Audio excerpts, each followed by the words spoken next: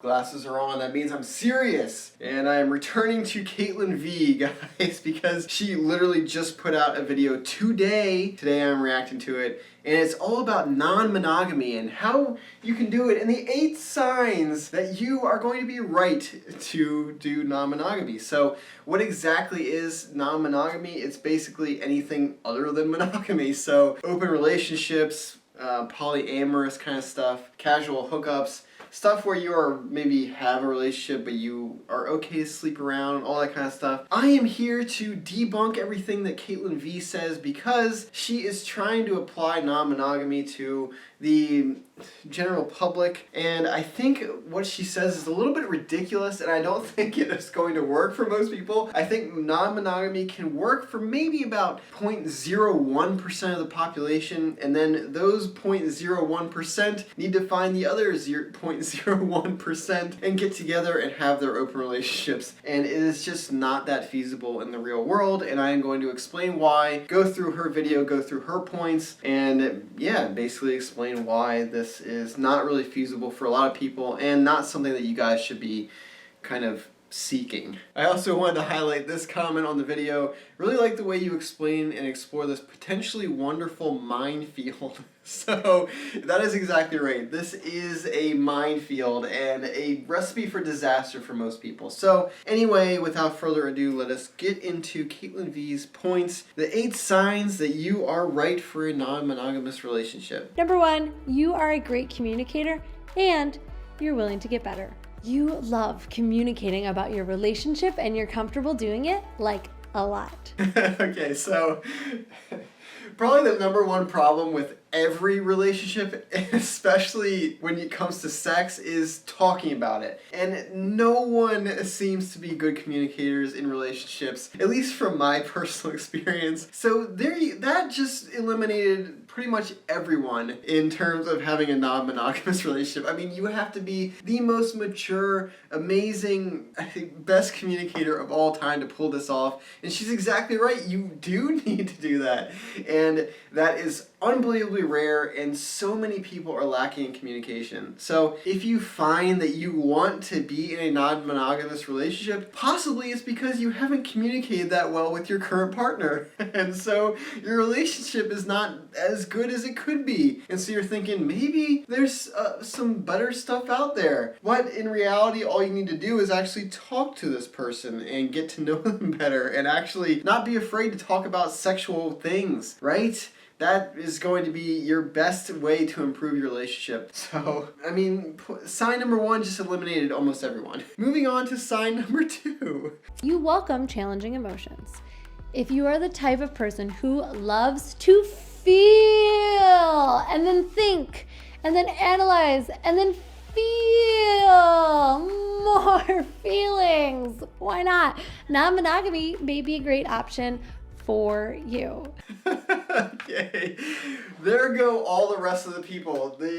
So the 1 or 2 people that were amazing communicators in their relationship, now they also have to be extremely in tune with their emotions, their jealousy, their envy, all of that kind of stuff, their rage when they find out their partner slept with someone they don't possibly approve of. Trust me, this is not everyone, and pretty much no one. I mean, if you are truly that mature and in tune with your emotions, like you are just a Zen monk and you love just feeling these things, because you will feel jealousy at times. You will be green with jealous rage at sometimes. Does this sound like a great thing for you guys? Does non-monogamy sound fun and interesting? Yeah, you get to have sex with people, but you have to deal with the repercussions of doing that, which is a lot of negotiating, communicating, and feeling some things that are uncomfortable to feel. Moving on to sign number 3. Number 3, you don't let your jealous thoughts consume you. There's going to be a caveat in this one for sure. The thing about jealousy is that it's a totally natural part of being in relationships, whether they're monogamous or not. We all have different ways of coping with it. Some of us are affected by it more than others. And if you're the type of person that can't sleep at night by the thought of your partner being with someone else, then you might have to pass on non-monogamy.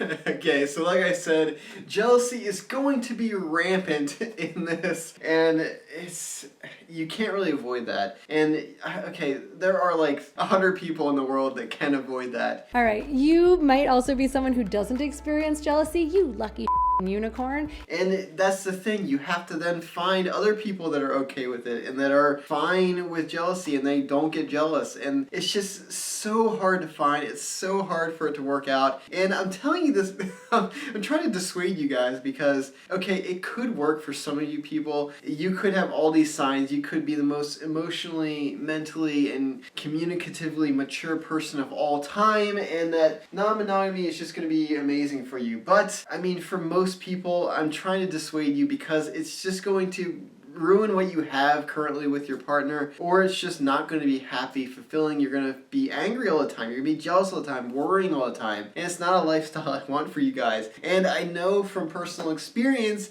that this stuff doesn't work for pretty much everyone. So that's why I'm making this video. Let's move on to sign number 4. Number 4, you have a secure attachment style. If you don't struggle with jealousy and possessiveness in relationships, it is possible that you have a secure attachment style. Attachment styles are formed in your early childhood, typically in relation to your primary caregivers. And as we become adults and form romantic and sexual relationships with others, the ways we bond with them are affected by these deeply ingrained patterns. So if your parents jacked you up and you're not secure attached, then non-monogamy is not for you.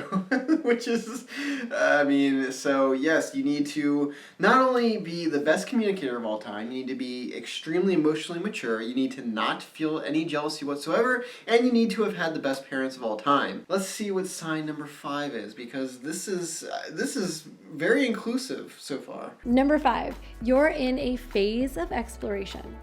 If you are someone who's looking to explore and discover new and different facets of your sexuality, first of all, I want to say congratulations. Maybe you're curious about BDSM, or like you're interested in role play.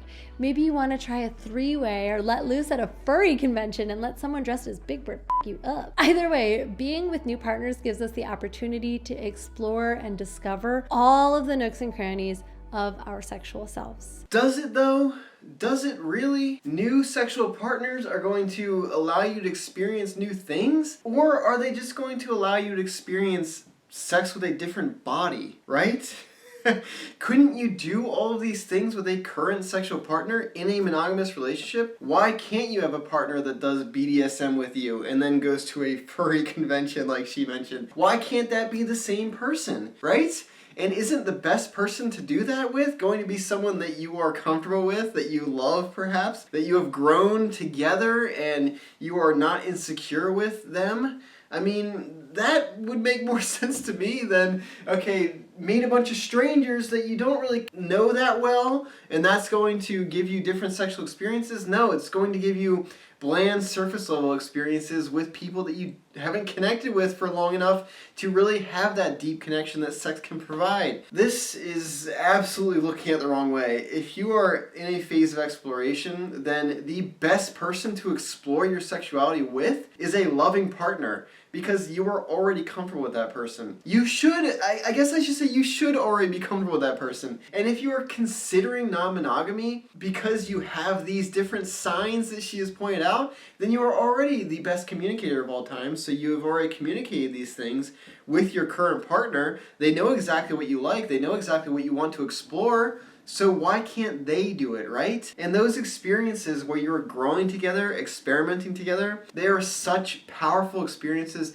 They are going to be better sexual experiences than any that you'll ever get from a random stranger that you meet at some convention. So this is unbelievably dumb. I can't stand when people say to go explore your sexuality, and to them that means have sex with different people. It just doesn't compute. It just doesn't compute with me, because casual hookups are not the way to experiment. Yeah, it's a way to have sex with different people, but are you really experimenting with different modes of sexuality? You can do that without switching sexual partners, can't you? I mean, It's not like one person is locked into one type of sex their entire life.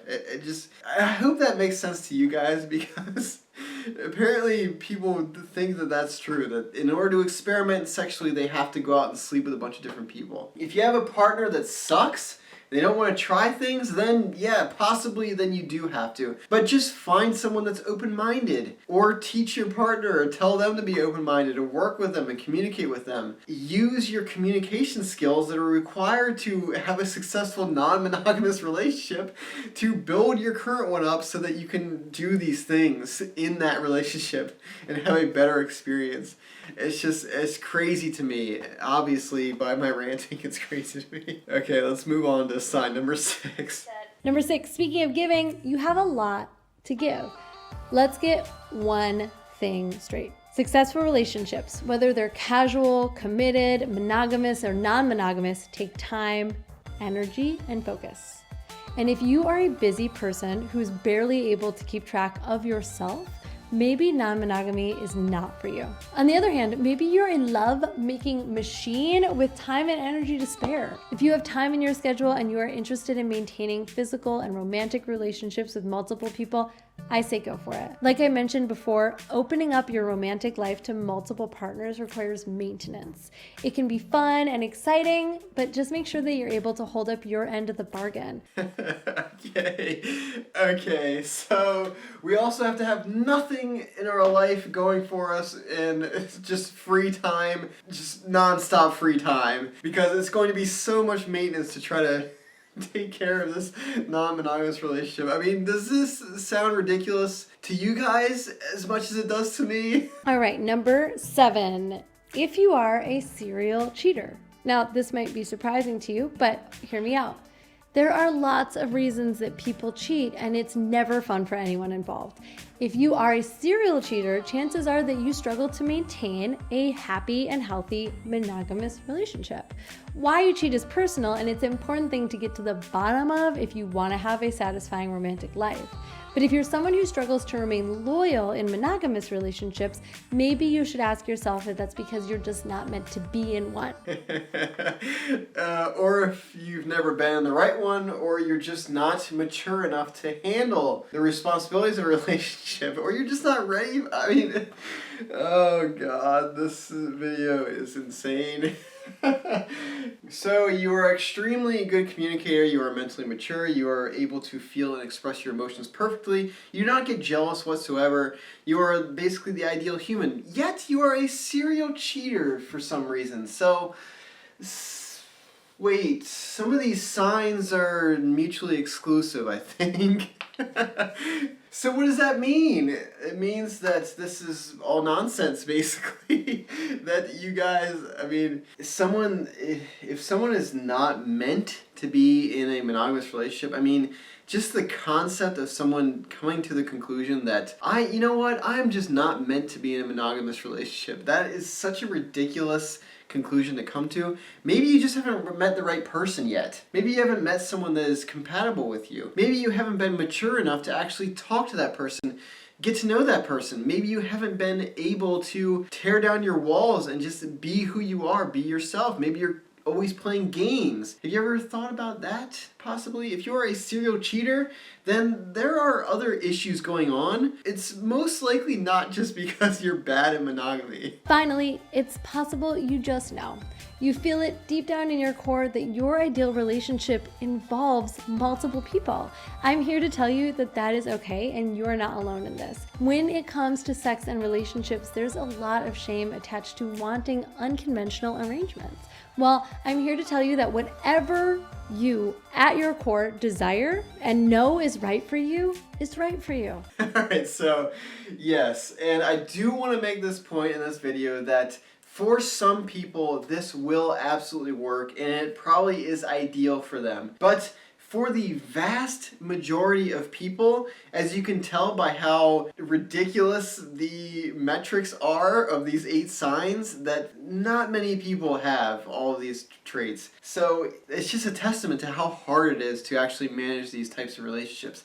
And it truly is extremely hard, because even though you are okay in a non-monogamous relationship and you can manage it all perfectly, you have all of these signs, you have all these traits, and you can do it yourself, you also have to find people that are exactly like that. And that is another extremely rare thing to have, and another extremely rare thing to find. And so, from my experience, when people do these non-monogamous relationships, it doesn't work out, because not everyone is perfect like this. There will be one person that's jealous, even if everyone else is fine, and that will tear apart the relationship.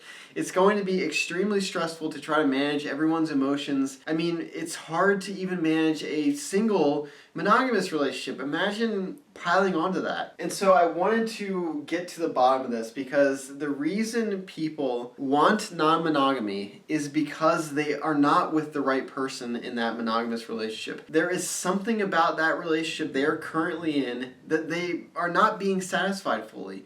And so they feel the need to go elsewhere, to find love elsewhere. And they are also too afraid to break it off with the person they are currently with, because they have grown to like that person and they could be their best friend. But they're obviously missing something, right? Because why would they then need to go out and get something from someone else, right? And that just requires communication. Rather than thinking you're the best communicator ever, and so that means you can handle non-monogamy, use those communication skills to improve your current relationship. That makes way more sense to me.